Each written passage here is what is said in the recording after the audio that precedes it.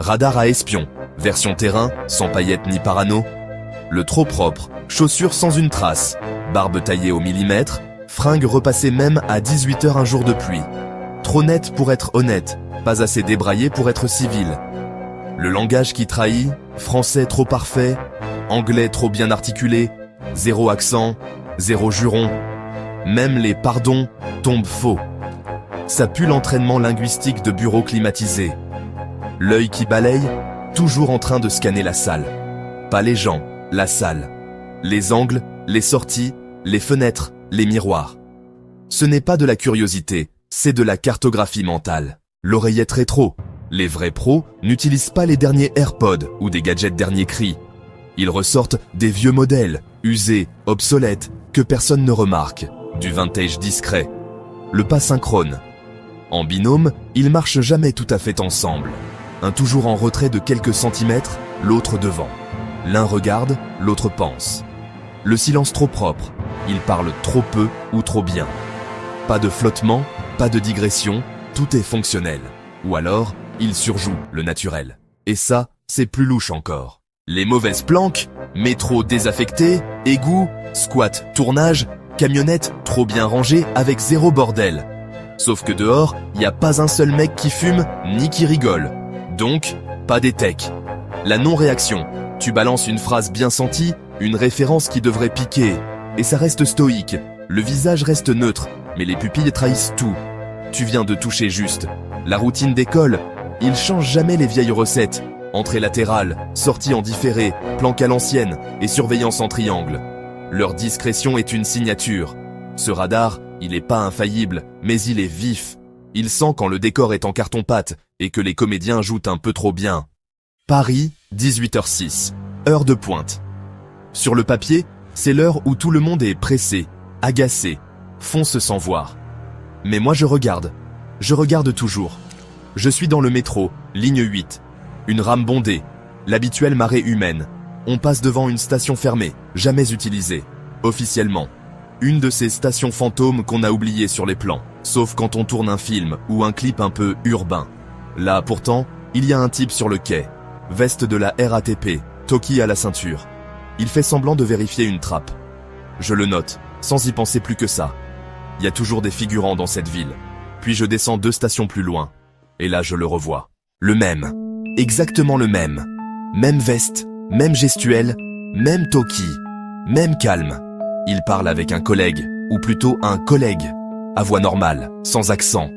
Aucun, parisien lisse, trop lisse. Pas de traces de sueur, pas de stress.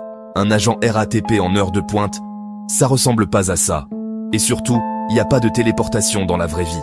Il a un accès que j'ai pas vu. Un passage. Je ralentis, je passe à côté de lui. Je laisse tomber la phrase comme une clope au sol. Au service de Sa Majesté, hein? Il ne dit rien. Mais je le vois. Dans l'œil, un éclair. Infime. 1/10 de seconde de réaction trop contenue. Il a compris que j'ai compris. Je continue mon chemin. Dehors, à l'angle, une camionnette banalisée remballait du matériel. Pas de logo, pas d'équipe, pas de cinéma, juste 2 mecs silencieux, efficaces, qui plient des caisses noires. Alors ouais, comme quoi, les stations fantômes sont pas si fantômes, et les agents pas si invisibles. Mais faut savoir regarder. Je me pose au café, juste à côté. Rien de spécial. J'ai même pas eu le temps de finir mon espresso que le type débarque. Costard bien taillé. Il s'installe pile en face, une table devant moi. Classique. Trop classique. 3 minutes passent. Je me lève. Je m'installe direct en face de lui, sans invitation. Pas besoin de faire durer le jeu. Je bosse pour personne. Vos gars vont perdre leur temps avec moi. Vous changez jamais vos habitudes. Les égouts, les stations de métro désaffectées, les appartes planqués avec des gens qui se ressemblent même pas. C'est du théâtre, mal joué. Le type esquisse un sourire tendu. Je continue, tranquille.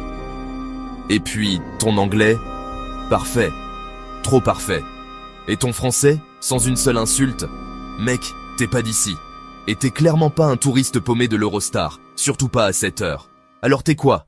Un mec qui parle trop bien pour se faire oublier? Je laisse un silence. Le serveur passe, je fais un signe de la main pour qu'il n'intervienne pas. Le type me regarde, mais il sait que je sais. Je vois sa mâchoire qui se crispe. La station, ouais, Officiellement, elle sert au tournage.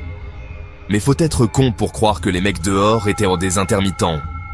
Pas de clope, pas de rire, pas une seule mèche décolorée ou une rasta qui pend. Ils sont raides, sobres et sur les nerfs.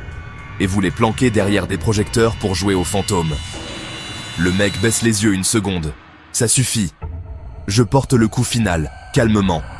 Je cherche pas les emmerdes, mais si un mec comme moi, sans passeport, sans badge, sans pays, vous grille en 10 minutes, ce que vous traquez, c'est pareil. Dites à Sa Majesté que c'est foutu. Quand on veut faire une vraie opération, on met pas des oreillettes Bluetooth dernier cri. On ressort les vieux modèles. Ceux que personne ne regarde plus. Je me lève. Mon ton ne change pas. Quelque chose à ajouter, monsieur? Rien. Il reste muet, livide, déjà en train de recalculer tout son dispositif dans sa tête. Je jette quelques pièces sur la table, et je pars.